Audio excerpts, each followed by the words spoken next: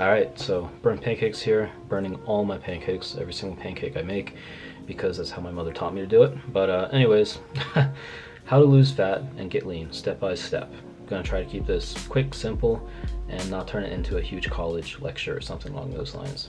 So here we'll cover nutrition, training, the basics of course, and then we'll also cover a thing called start small. I say start small. This is gonna be for people that really haven't done a whole lot of dieting in their whole entire life, and also why I'm against aggressive diets for people that have never been lean before, at least. Then we'll be going over setting a timeline, being realistic with yourself, and then also some food tips and tricks and things that will kind of help you stay consistent and reach your goals. So without further ado, let's get started. So nutrition. First thing I want to say is that you may not need this slide.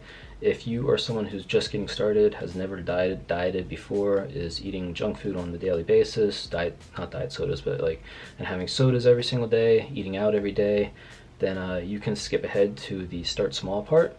Don't skip over the training part, of course, watch that as well. However, you'll be fine with skipping ahead to the start small part, which you will see why a little bit later in this video. But if you would rather stick around, even if you are one of those people, and learn about the other side of things going a little bit more in depth, then feel free to sit here and listen and take away what you can. So first things first, whenever it comes to nutrition for fat loss, you need to know the amount of calories you're eating on a daily basis, and you also need to know how many calories your body needs on a daily basis. The amount of calories your body needs to maintain the weight that you currently are is known as your maintenance calories.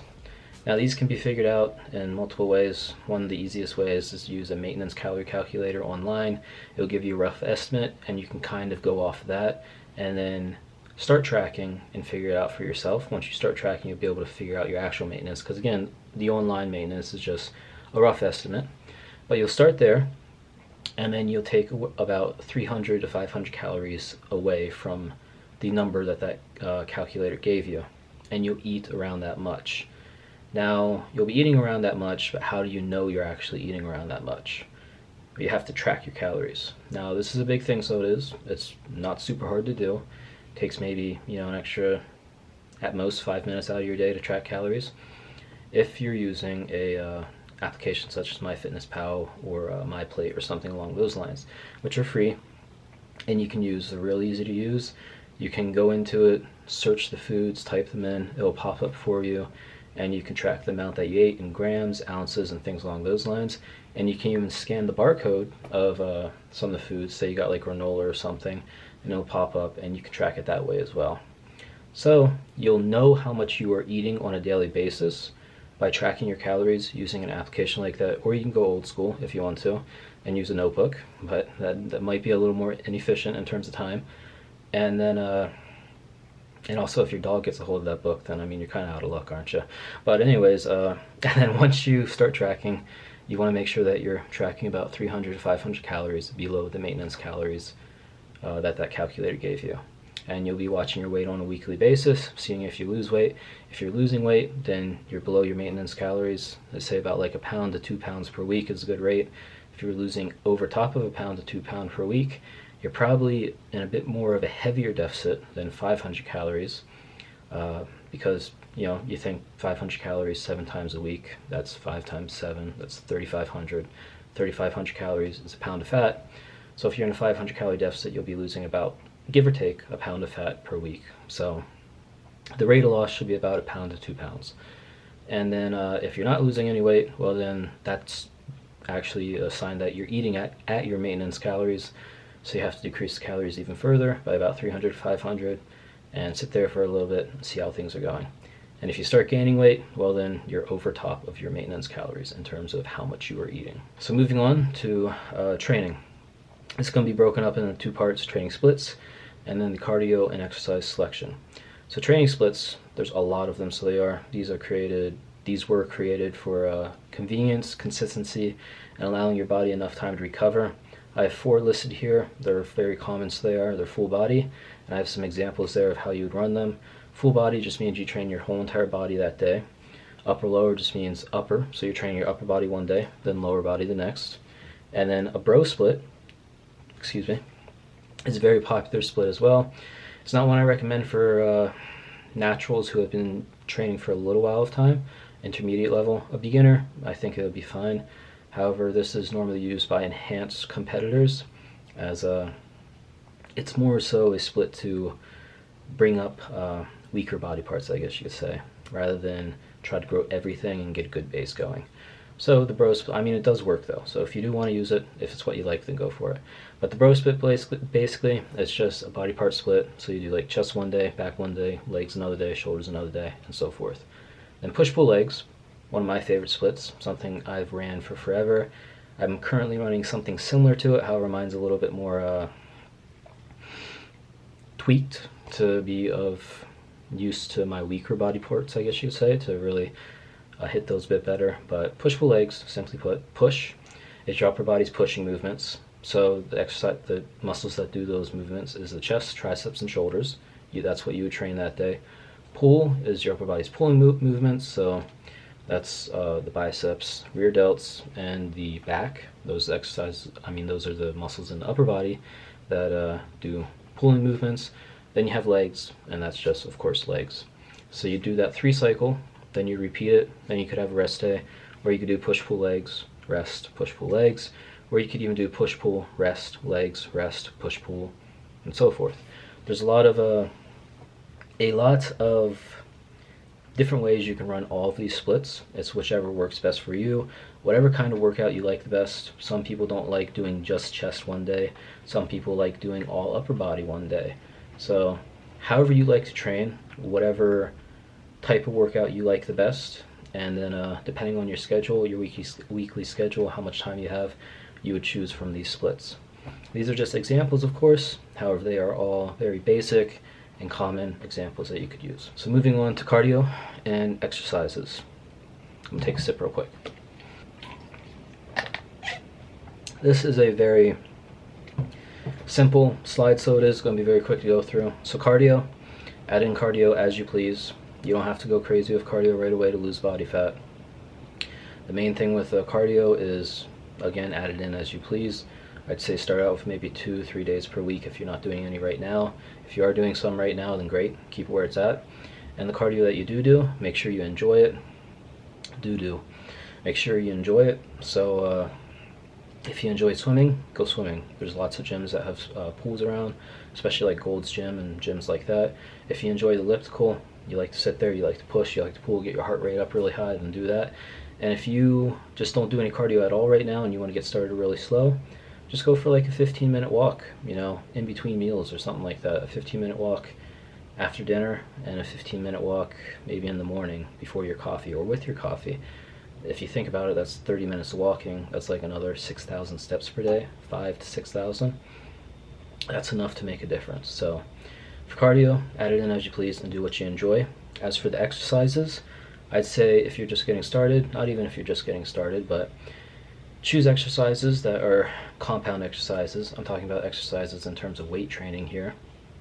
Compound exercises would be exercises that hit more than one muscle at once. So like barbell bench press, a lot of barbell movements are compound exercises. So hint, hint. Barbell bench press does chest, triceps, and front delts. Barbell rows hits the biceps and the back, the whole entire back. It also has some legs and core action in there. Then you also have squats, barbell squats, has the core action in there as well, hits the whole entire leg.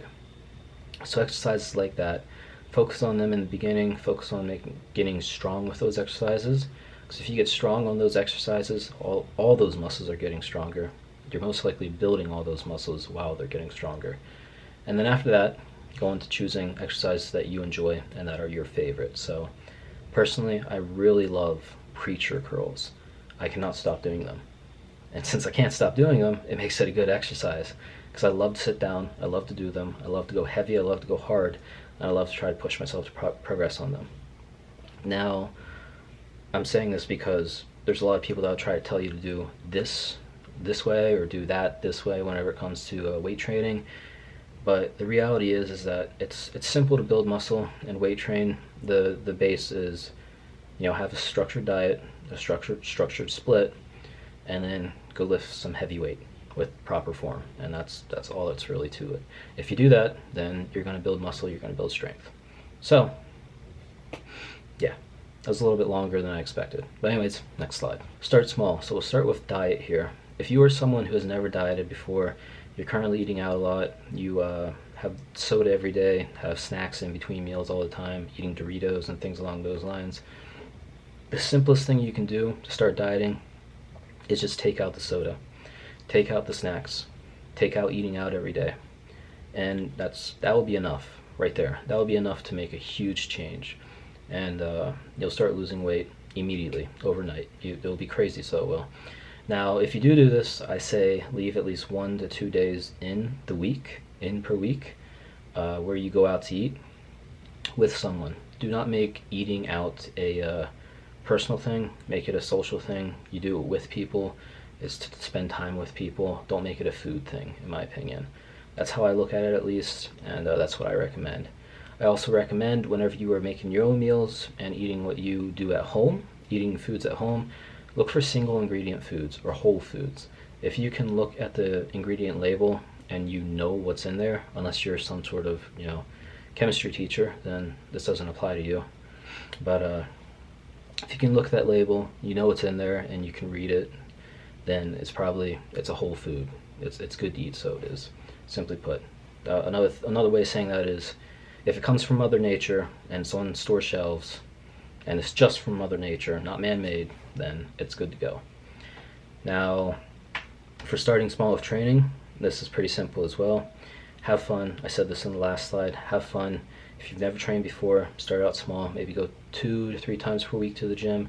If your gym offers classes, join the classes. The reason I say that is because you'll be getting into the community, you'll be making friends, and it'll have you adhere to going to the gym a lot more. Trade phone numbers with some of these people and say, hey, are you going to the class tonight? And they'll hit you up and be like, hey, are you going to the class tonight? And just having someone there that goes with you will be huge with accountability and will greatly help you get closer to your goals, as it will be more enjoyable. So the main thing is to make it enjoyable. Start small, and don't push yourself into a death hole right away. Enjoy yourself. If you're not enjoying yourself, then it's not going to be long term, and you'll most likely end up falling off. So yeah, that's start small.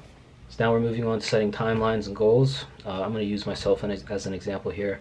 I am not currently 200 pounds, but I will be eventually. Ha ha ha. But anyways, I'm sorry. So assume I'm 200 pounds, just getting started, and I want to reach about 170 pounds, around that at least. What would I do? Well, I would set little short-term goals, maybe even weekly goals, but I have them set out monthly here. You can do weekly goals as well, like say I average 10K steps per day for this week. There you go, that's a good short-term goal. But my example here is month 1, I'm just getting started. My goal is to go to the gym 4 times per week, drop all of my snacks and junk foods. So if I'm eating Pop-Tarts, no more Pop-Tarts. If I'm eating McDonald's, no more McDonald's, except for maybe once per week with family or friends. I'm allowing myself one day to go out and enjoy myself, go to the Outback, go to the steakhouse, go to, a Japanese place or something like that with my family or friends to enjoy myself, give myself some mental break, and, just have a social life while doing this. And then my final goal for the first month is to go from 200 pounds down to 193 pounds. So about a 7-pound drop, which should not be too bad for the first month, especially if I'm just getting started. Now month 2, I'm going to get a bit more in depth with my knowledge of fitness and dieting. I'm going to learn how to track my calories and figure out what my maintenance calories are. I'm also going to implement this calorie tracking and be in a 500 calorie deficit based off my maintenance, and my goal is to reach about 185 pounds by the end of this month. Month 3, I'm going to start going to more group exercise classes, start going to the gym a little bit more, and hopefully reach 178 pounds by the end of month 3. Then, sorry about that, you might have just saw that my face went all over the place. My camera died. So, back to where I was. Month 4, my final goal is to reach that about 170 pounds. So I'll be about 170 to 175 pounds. This is pretty realistic, so it is within 4 months, losing about 25-30 pounds. As long as you are consistent Now, keeping in mind that everything that was implemented from month 1 will continue to be implemented the whole way up until month 4. So I'm not going from month 1 to month 2 and all of a sudden going to the gym 2 times per week instead of 4 times per week. I'm maintaining everything I implemented previously, and then continuing to add on top of that. Now, on to the next slide, tips and tricks.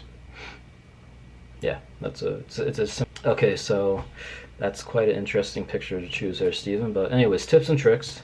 First things is first. If you fall off your diet, if you fall off the plan, if you fall off your routine, do not stop. Even if it's for like a whole entire week, do not stop.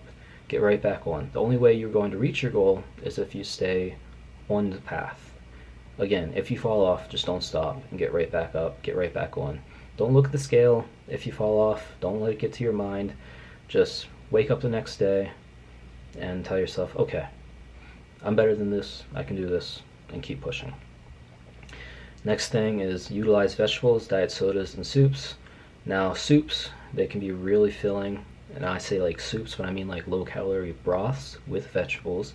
Some soups can be really high in sugar and things along those lines, so be careful there, but normally soups can be really filling, especially if it's just like broth and vegetables.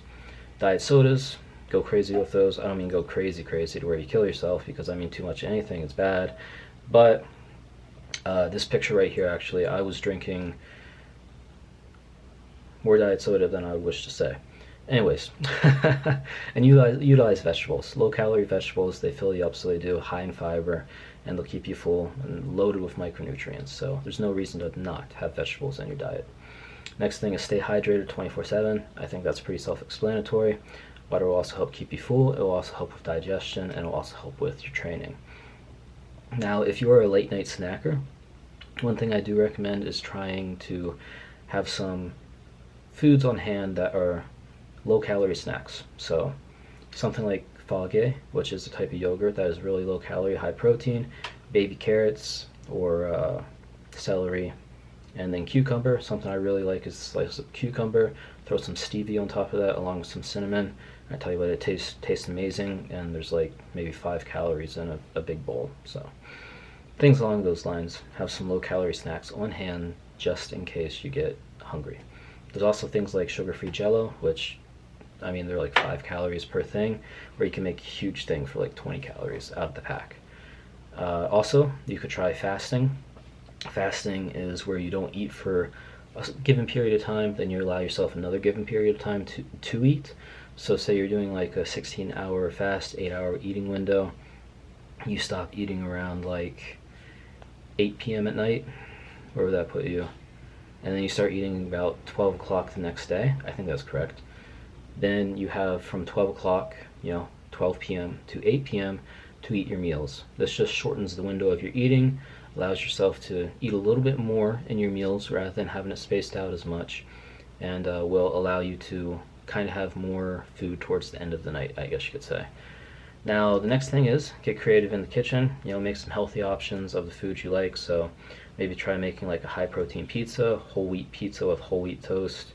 Not toast, but the crust, they have them at Kroger's and things like that. And then maybe like some protein pasta and things along those lines. You can make it healthy with like high-fiber tortilla wraps. Just a whole bunch of healthier options that you could try. Sugar-free pudding. Sugar-free pudding is a really big one. And like protein powders. Also, if you have a Ninja Creamy, you can go absolutely crazy with that thing. I just got one maybe about a week ago, and quite honestly, I think it should be banished from this world. Like, it's pretty damn crazy. But anyways, moving on. Track progress with photos and weekly scale weight. So that just means take photos, track your progress, look back maybe 3 weeks later, and be like, wow, I made good progress. Because you're not going to see progress overnight, but you will see progress on a week-to-week basis, and then you will definitely see progress after a few weeks. And that'll just give you more motivation to keep going. And then last but not least, I already said this, if it's on store shelves, it's most likely and straight from Mother Nature, it's probably good for you. So people like to say, white potatoes are bad for you. White potatoes are not bad for you. They're loaded with potassium, loaded with other nutrients. They're a good carbohydrate source. I think the reason that white potatoes got a bad rap around them was because people would compare them to maybe sweet potatoes, and sweet potatoes maybe have a little bit higher nutrients. But the only thing is that, like, just because sweet potatoes are maybe the slightest bit better does not mean that white potatoes are bad, simply put. So if it's from Mother Nature, it's probably good to keep in and probably good to eat and enjoy and things along those lines. It's not saying everything has to be from Mother Nature. I'm just saying the majority of it most likely should be. But anyways, oh, and one last thing for tips and tricks. If you're bored, if you're hungry, if you're bored and you're not really hungry, then but you find yourself wanting to eat out of boredom, go for a walk. Even if it's raining outside, go for a walk. If you get up, go for a walk. It'll be good for your mental health. You'll be getting in some more steps, getting in some more activities, so you'll be burning calories, and you won't be stuffing your face with the, Cheesecake Factory's lasagna that you ordered last night at 9 p.m. and got it right before they closed. So, but anyways, that's all for me. My water. Stay hydrated, enjoy your life, enjoy your training, enjoy your fitness journey, all that fun stuff. And yeah, I will catch you guys in the next video. Remember, all you have to do is get started, take that first step, and if you fall off, get right back on, keep going, keep pushing. Any progress is better than no progress, and yeah, just as long as you try. If you never start, if you never try, you'll never know. So try again, and then yeah, catch you guys in the next video.